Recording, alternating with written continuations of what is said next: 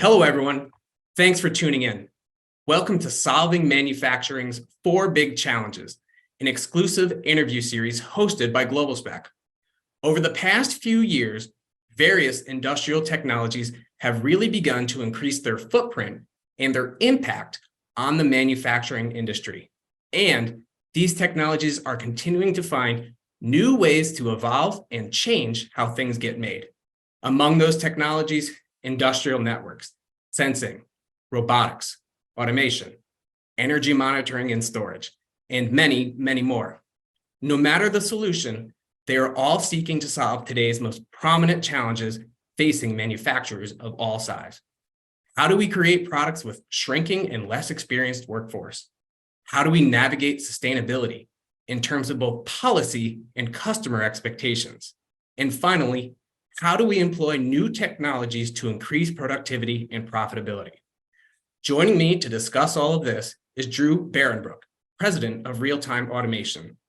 Real-Time Automation is a Wisconsin-based supplier of remarkable, easy-to-use products for practical industrial automation approaches. Drew, thanks for joining me today.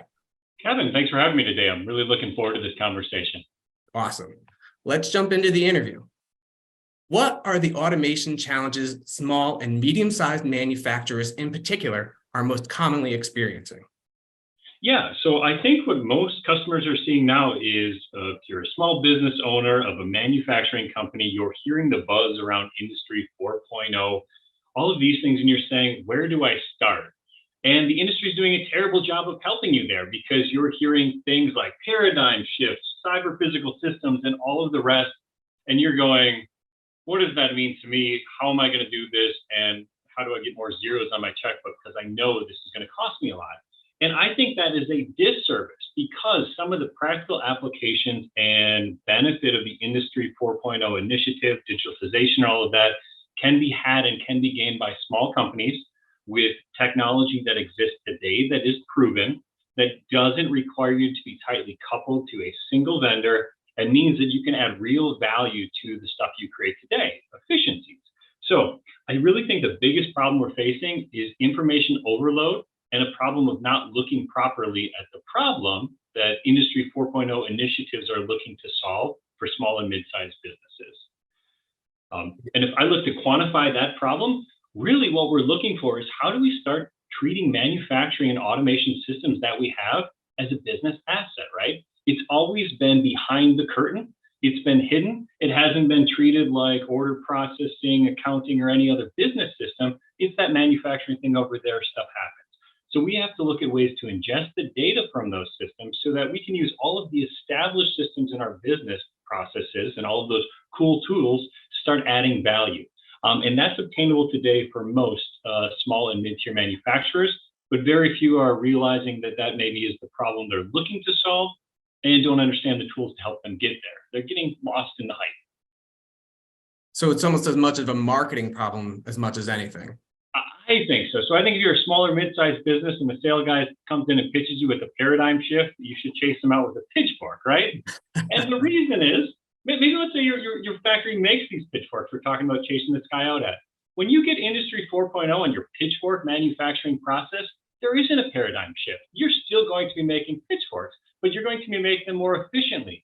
You're going to be increasing quality, hopefully reducing downtime, and hopefully you're making the process easier to use on your people. But that's not a paradigm shift. That's an evolution that this technology will help you gain. So yes, chase some of that marketing messaging out of your head, out of your mind, out of your process. So knowing that there's a focus on productivity, what technologies, in your opinion, need to be a priority for those small and medium-sized manufacturers?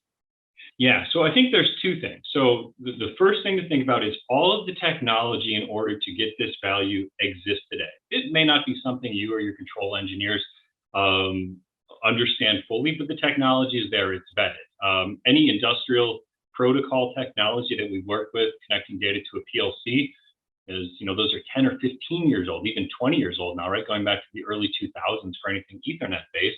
And all of the plumbing, OPCUA, MQTT, all of those technologies has existed for a very long time.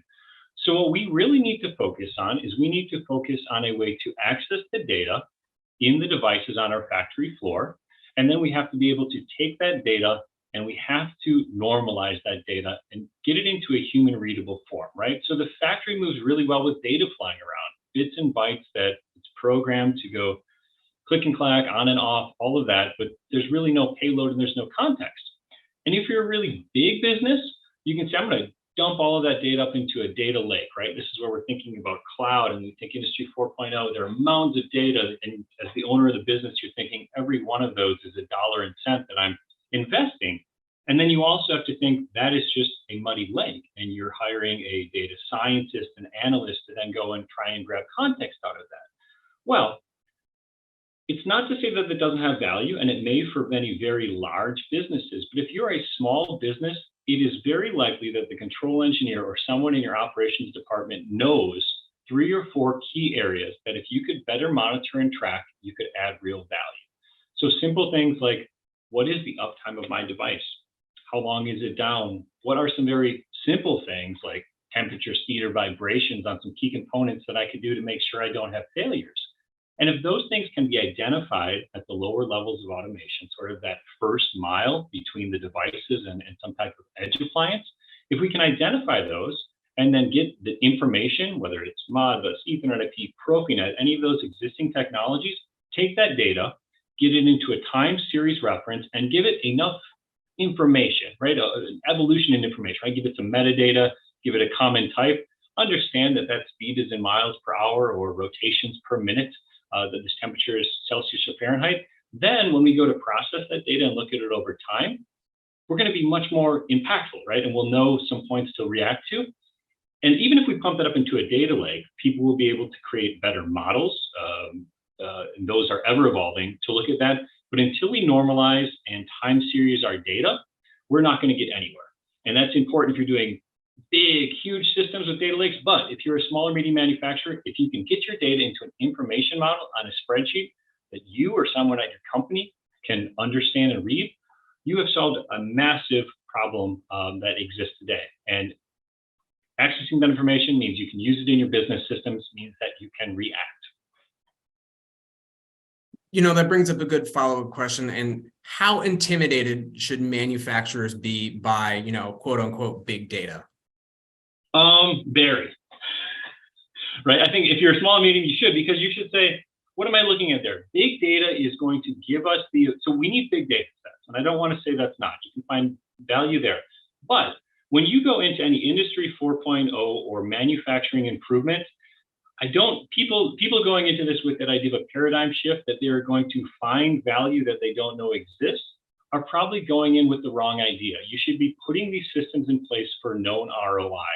And I guarantee if you have someone operating your line or a control engineer, they know parts of the process that need to be monitored that could greatly increase efficiency and value. And that can be done with a very small set of data. So for the small business, focus on some key identified value add areas. And then if you get past that and you involve, that's when we're talking big data, right? That's where we put these up. We start doing models. You can have AI even creating systems here that are going to look for statistic anomalies that may help identify problems you don't know you have. But my perspective here is that almost every small and medium manufacturer has a list of problems they know that if they could better monitor the problem, they could create efficiencies or better ROI. And that's the place to start. Look at these as in known investments with known ROI, as opposed to sort of lottery tickets, where we're really hoping we can identify problems and then create solutions. Big data creates that. It's very, very powerful, but that is not the first step for most small and medium manufacturers. They could take baby steps, crawl and walk before we run into that land of big data. Do you see any other opportunities for AI in manufacturing, you know, beyond processing some of that data? I'm sure there are. And I think for small and medium-sized manufacturers, in 5 or 10 years, the toolkits that are going to be commercially available to us that are probably built by or supported by AI are going to blow our minds.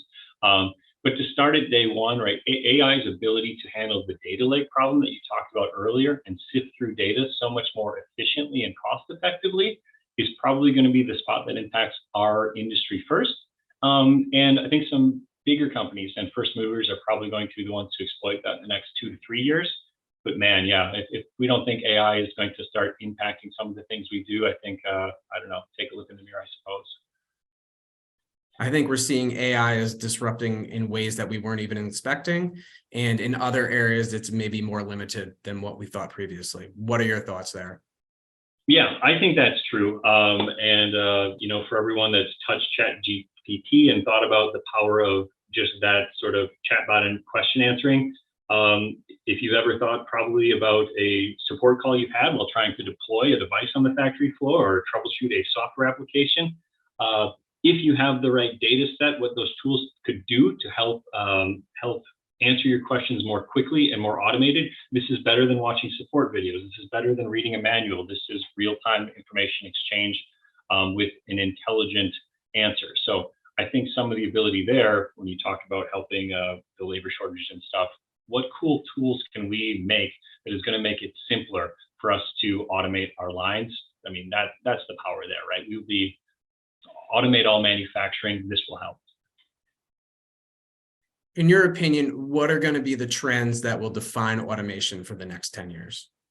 So I think there's a couple. So it's not a technical trend, but right, growth in automation is going to be huge, right? For all of the things we talked about, labor shortages, movement of technology, and then the efficiency it brings to business systems and the manufacturing process. But I think if there's a technical trend, one that we're going to be looking at is going to be connectivity, right? So traditionally, as I said, there is literally a wall, we'll call it a firewall, we'll call it a moat, we'll call it anything. Sometimes it's a physical wall around our manufacturing and automation systems today. There's a lot of good reasons for this. Primarily, these systems are insecure, sometimes based on Ethernet. So access to the outside world is a security risk, and it's a problem. These are very static and brittle systems. That is not a system that is going to work in the next decades. So we're going to have to create connectivity to those systems. And that's going to have to come in a number of forms.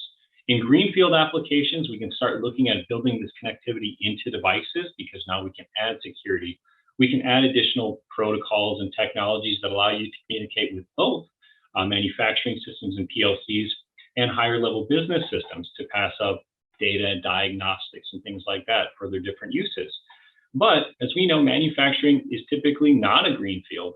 If you either work on a factory floor or you sell devices, you realize, boy, it is a bloody brown battlefield, right? And it probably has technology that's 30 years old and 3 months old if you're a typical American manufacturer or manufacturing floor. So what we have to do is we have to create solutions that will aggregate that data, turn it into simple information, and then protect those networks. So it's creating connectivity through a middleware level. And I think we have the tools today to do that, multi-vendor support, multi-technology, but you're going to see connectivity across all business systems, and particularly with the focus now into manufacturing and automation systems. As a small organization, what do you do or plan to do to support and stay ahead of the Industry 4.0 curve? Yeah, so I mean, this is sort of self-serving, right? But we are a company that helps people with connectivity, right? We are plumbers of information around a factory floor, and now our business has had to evolve to help people move business past the factory floor. So what we're really looking at is if you are a device manufacturer bringing devices into automation to help make systems better, you are tasked with an increased burden of technologies that now have to be in every device. That's extra burden that usually users have and extra overhead that you have to bring a product to market. So we are looking at solutions to make it easier for vendors to support multiple communication technologies inside their devices. And then to users of technologies that have these brownfield manufacturing, we are looking to create platforms that allow them to scale and access data from systems that exist today and the systems that they'll be deploying tomorrow, so that they can evolve with the new sources of data as they look to connect to their manufacturing floor. So what products do you think help RT automation stay innovative in Industry 4.0? Yeah, so our innovation is really helping other device manufacturers and manufacturers stay innovative. So as we serve customers building devices, it means that we are starting to launch little architectures that mean a common API will give your product X number of protocols. So if you make a drive, valve, or widget, It used to be you could say, I'd like to support Ethernet IP, Profinet, and Modbus, and I'll play in the manufacturing space and I'll be able to serve the big vendors. That's great, but that continues to open up. And now people are saying, I need to connect this to my business system. And as all that overhead came, each one of those technologies, they became cost, complexity, and resources that businesses had to deploy. So we've put that all into small packages, whether it's software packages or boxes, meaning that device manufacturers don't need to worry about all of that connectivity protocol. They can focus on all of the amazing benefits and features of their products. Protocols can be something they partner with. On the manufacturing front, we decided, we've forever been connecting different things around the factory floor and, had a decent amount of expertise in those communication protocols. So we're now looking at those as resources and really focusing on aggregating that data so that people can make more intelligent decisions off of information from that data. Excellent. Awesome commentary and ideas, Drew. Thank you for taking some time today to have a dialogue with me. Kevin, I really appreciate the opportunity, and this was a lot of fun. Thanks. Looking forward to the next time. To our viewers, thanks for watching. Join us for the next episode of Solving Manufacturing's 4 Big Challenges, hosted by GlobalSpec.